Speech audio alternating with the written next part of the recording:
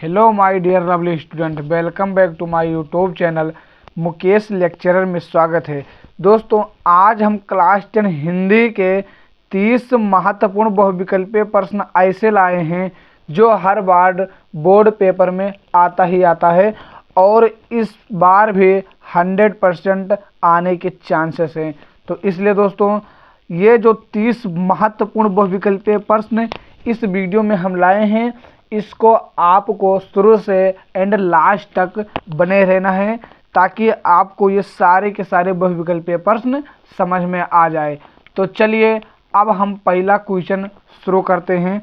अगर आप लोग चैनल पर नए हैं तो चैनल को सब्सक्राइब कर लीजिए ताकि हमारे आने वाले वीडियो आप तक जल्द से जल्द पहुंच सके। चलिए दोस्तों, हम पहला क्वेश्चन स्टार्ट करते हैं। अब रश्मिमांसा के लेखक हैं, ऐसे ऑप्शन दिया रहेगा दोस्तों। महादेवी वर्मा, रामचंद्र शुक्ल, भारतेंदु निराला। तो जो रश्मिमांसा के लेखक हैं दोस्तों, वो रामचंद्र शुक्ल जी हैं। कौन है दोस्तों? रामचंद्र शुक्ल जी।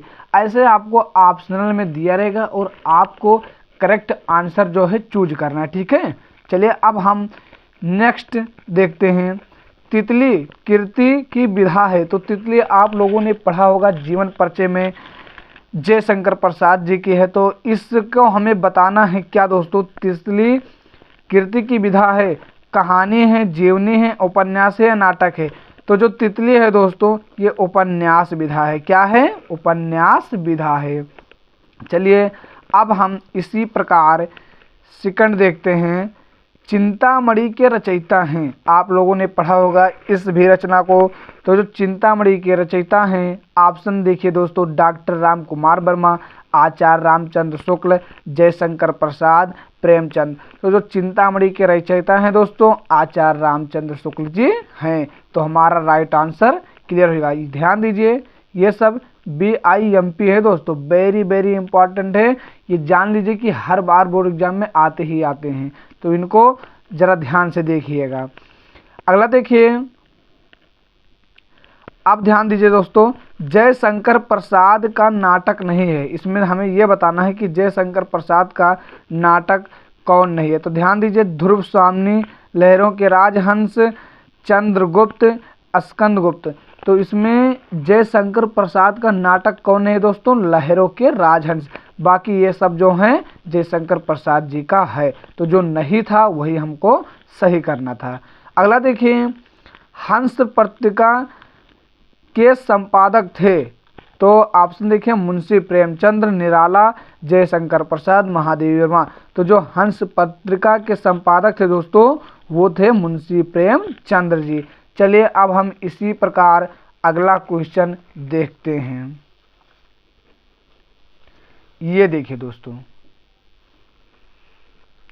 चलिए नेक्स्ट है दोस्तों, गुलाब राय द्वारा रचित आत्मकथा कौन सी है? दोस्तों, इसमें हम आपको ट्रिक भी बताएंगे। तो आप लोगों से निवेदन है कि इस वीडियो में शुरू से लेकर लास्ट तक बने रहिएगा।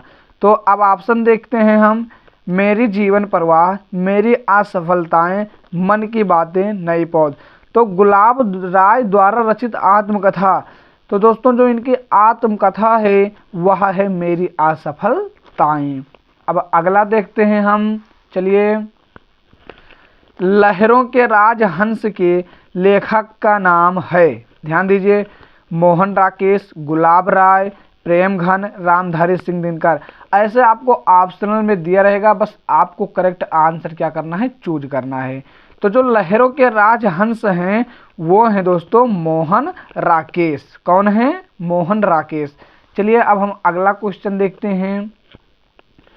स्मृति की रेखाएं साहित्य की विधा है। ध्यान दीजिए, स्मृति की रेखाएं साहित्य की विधा है। ये भी बहुत वेरी इंपॉर्टेंट है दोस्तों, हर बार बोर्ड एग्जाम में पूछे जाते हैं ऐसे प्रश्न। तो आपको इस चैनल पर बस बने रहना है, शुरू से लेकर लास्ट तक पूरा लेक्चर देखना है। तो ध्यान दीजिए, ऑप्शन अब हम देखते हैं।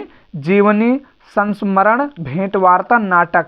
तो ध्यान दीजिए, इसमें ट्रिक हम क्या लगाएंगे बोर्ड एग्जाम में? ऐसे ऐसे प्रश्नों को हमें पढ़ना नहीं है, बस समझना है। ध्यान दीजिए, इसमें शुरुआत में क्या है दोस्तों? सा है। तो ध्यान दीजिए, ऑप्शन जब दिया रहेगा तो सा से शुरुआत रहेगा। तो देखिए सा से स्मृति और यहाँ पर सा से संस्मरण। तो जो हमारा स्मृति की रेखाएं वो हमारी संस्मरण विधा है। बस ऐसे आपको ट्रिक लगा देना है और आपका 1 अंक बनता चला जाएगा। चलिए अब हम अगला देखते हैं। रसिक प्रिया की रचनाकार हैं। ऑप्शन दिया है आचार्य केशवदास, आचार्य देव, आचार्य हजारी प्रसाद, भिखारी दास। तो जो रसिक प्रिया की रचनाकार हैं फ्रेंड्स वो हैं आचार्य केशवदास। ठीक है, चलिए अब हम नेक्स्ट देखते हैं। साकेत महाकाव्य की रचना किसने की?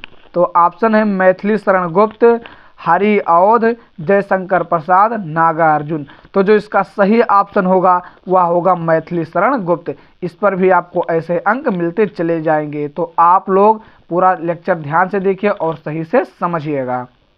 चलिए अगला देखते हैं। यामा के रचयिता का नाम है, ध्यान दीजिए। ऑप्शन है जयशंकर प्रसाद, मीराबाई, महादेवी वर्मा, अशोक वाजपेयी। तो जो यामा है, दीपशिखा है, ये सब दोस्तों रचयिता का नाम है महादेवी वर्मा जी हैं। ठीक है, अब हम देखते हैं अगला क्वेश्चन। तीसरा सप्तक कब प्रकाशित हुआ? दोस्तों हम बड़े तेजी से चलेंगे क्योंकि अब हमारे पास बहुत ही कम समय बचा है, क्योंकि आप लोग जानते हैं बहुत ही कम समय है तो हमें कम समय में ज़्यादा से ज़्यादा तैयारी करनी है। चलिए देखते हैं तीसरा सप्तक कब प्रकाशित हुआ। ऑप्शन है 1951 ईस्वी में, फिर अगला है 1983 ईस्वी, 1959 ईस्वी में, 1979 ईस्वी में, 1979 ईस्वी में। ठीक है, तो जो तीसरा सप्तक कब प्रकाशित हो तो आपका इसमें से सही ऑप्शन हो जाएगा दोस्तों 1959 ईस्वी में। चलिए दोस्तों अब हम अगला देखते हैं। ये देखिए दोस्तों अगला है सुमित्रानंदन पंत की रचना है। क्या है दोस्तों? ध्यान दीजिए। ज्ञानदीप, प्रेम वाटिका, युगवाणी, छड़दा। तो जो सुमित्रानंदन पंत की रचना है युगवाणी है। क्या है? युगवाणी है। चलिए अब हम अगला देखते हैं। तार सप्तक के संपादक हैं, ये दोस्तों मैंने शॉर्ट में लिख दिया है, सचितानंद, हीरानंद, वात्स्यायन है, अज्ञेयी। और दूसरा है दोस्तों भवानी प्रसाद, नरेंद्र शर्मा, केशव। तो जो तार सप्तक के दोस्तों संपादक हैं वो हैं सचितानंद, हीरा, अज्ञेयी। ठीक है दोस्तों, अब हम अगला देखते हैं। करुण रस का अस्थाई भाव है। ऑप्शन पहला है दोस्तों, ये बहुत ही ट्रेंड कर रहा है दोस्तों, हर बार, अभी पिछली बार भी आया था, तो हो सकता है करुण रस का छोड़कर दोस्तों हास्य रस का आ जाए। तो आप लोग बस आपको करना क्या है, 1 अंक बनाते चलना है। बस हमें 100 में 100 ही लाना है, ज़्यादा नहीं दोस्तों, आप उनको लालच नहीं करना। ठीक है, चलिए अब हम देखते हैं। करुण रस का अस्थाई भाव है भय, निर्वेद, विस्मय, शोक। तो आप लोग कमेंट में जरूर इसका आंसर दीजिएगा। तो करुण रस का अस्थाई भाव शोक है। ठीक है, क्या है? शोक है। चलिए अब हम अगला देखते हैं। हरिमुख मनहु मयंक पंकित में अलंकार है। अलंकार दोस्तों मैंने पढ़ाया है, अगर आप लोगों ने नहीं पढ़ा है तो जाके मेरे पिछले रिकॉर्डेड वीडियो आप देख सकते हैं। ठीक है, चलिए अब हम ध्यान देते हैं इसमें।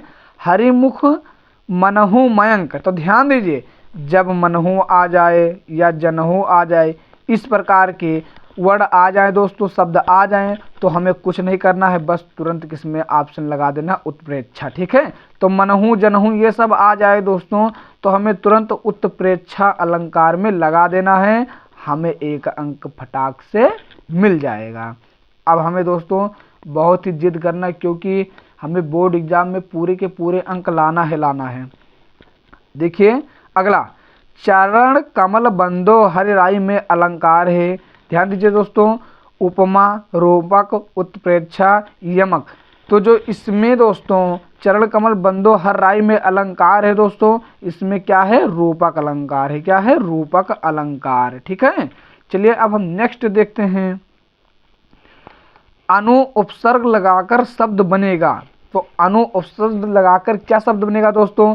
अनुभाव बनेगा, अनुचित बनेगा, अनाचार, अनार। तो जो इसमें अनु उपसर्ग दोस्तों पहले, तो ध्यान दीजिए इसमें क्या है? अनु लगा है, तो यही हमारा ऑप्शन क्या हो जाएगा? सही हो जाएगा। चलिए अब हम अगला देखते हैं। 20 पर्यावरण शब्द में प्रयुक्त उपसर्ग है। क्या है? पर्या है, परि है या वर्ण है या प्रा है। तो जो पर्यावरण में शब्द प्रयुक्त उपसर्ग है दोस्तों, इसमें क्या है, परि है। ठीक है, अब हम अगला देखते हैं।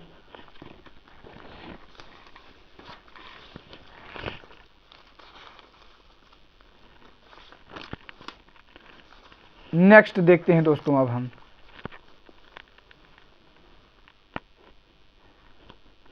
चलिए अब देखिए अगला जो क्वेश्चन है, प्रत्यय के प्रकार हैं, 2 हैं, 4 हैं, 5 हैं, 3 हैं। क्या है दोस्तों, 2 हैं। कितने हैं, 2। ठीक है, अब हम अगला देखते हैं। प्रमोद शब्द का तत्सम रूप है प्रमोद, प्रमुद, प्रमोद, प्रमाद। तो जो दोस्तों प्रमोद शब्द का तत्सम रूप है वो होगा प्रमोद। क्या होगा, प्रमोद। ठीक है, अब हम अगला देखते हैं। हानि लाभ में समास है, तत्पुरुष समास है, द्वंद्व समास है, द्विगु समास है या कर्मधारय समास है। तो इसमें जो होगा दोस्तों द्वंद्व समास हमारा क्या होगा, राइट आंसर होगा। ठीक है, चलिए अगला देखते हैं अब हम लोग।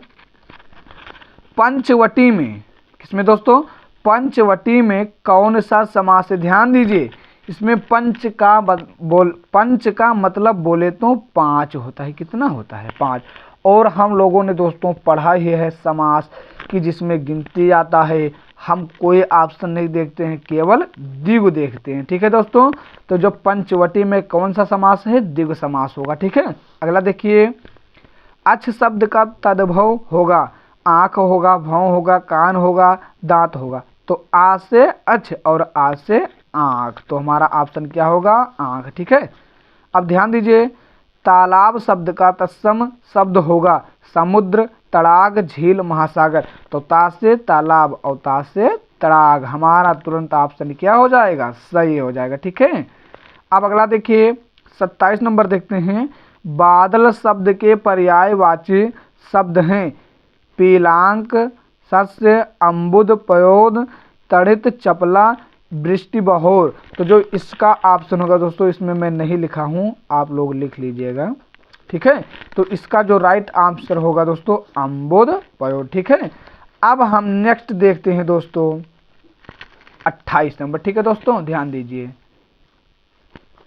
ये अनुचुर शब्द में प्रयुक्त उपसर्ग है। क्या है, अन है, अनु है, आ है या बड़ा आ है। तो ध्यान दीजिए, उपसर्ग हमें बताना आगे क्या जुड़ा है, अनु। तो इसका राइट आंसर अनु होगा। ठीक है, अब हम देखते हैं दोस्तों 29। इत्यादि में संध है यण संध, गुण संध, वृद्ध संध या जसत्व संध। तो इत्यादि में दोस्तों यण संध होगा। क्लियर, अब हम अगला देखते हैं। फलेन शब्द का वचन एवं विभक्त है। ऑप्शन देखिए, द्विवचन चतुर्थ विभक्ति, एक वचन पंचमी विभक्ति, बहुवचन षष्ठी विभक्त, एक वचन तृतीया विभक्त। तो इसका राइट आंसर होगा दोस्तों 4 नंबर। ठीक है, तो दोस्तों इस वीडियो में हमने 30 बहुविकल्पीय प्रश्न पढ़े हैं जो बहुत ही क्या है, इम्पॉर्टेंट है। ठीक है दोस्तों, अगर आप लोगों को यह वीडियो समझ में आया है तो चैनल को सब्सक्राइब करिएगा और लाइक करिएगा। मिलते हैं आपको नेक्स्ट क्लास में नेक्स्ट तैयारी के साथ। तब तक के लिए बाय बाय, टाटा।